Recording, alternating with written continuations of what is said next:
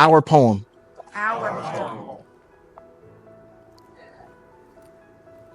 Before I met my class, I got a roster with their pictures. Their faces made me guess the type of speeches they deliver.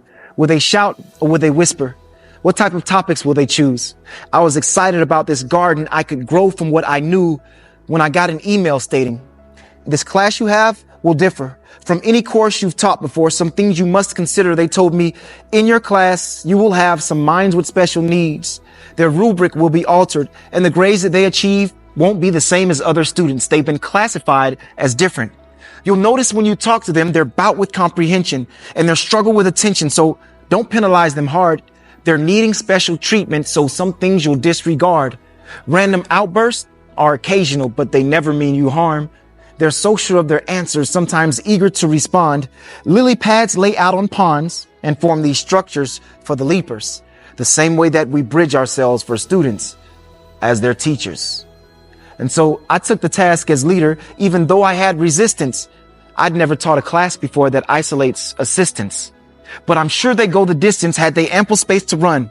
And never did I mention who they were or where they're from. I just let them be in class. We weren't divisive in our garden. It made no sense to separate the people taking part. I let those students introduce themselves exactly how they pleased, and none of them began their introductions with their needs. It's crazy how we stifle folks with limits and restrictions. Labels land like thumbtacks meant to keep them in position. I approach them all as fixed when they've been treated like they're broken. Exclusion tends to bruise the flowers we don't view as roses. It's custom to compose a show that segregates its people, but I was glad to have them in my orchestra as equals. The praises reached the steeples. Our classroom was united. Those students gave their speeches with compassion and excitement. They said they loved my course and even thanked me for my guidance. Well, pedagogy means for me to walk along beside them. But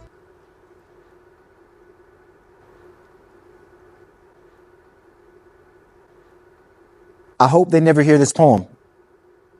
I don't want them to know about the warning labels that are stapled to their growth.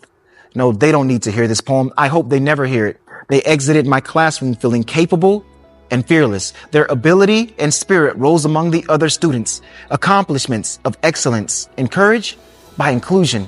So simple a solution. May it seal within our trust a poem that they don't need to hear because it's meant for us.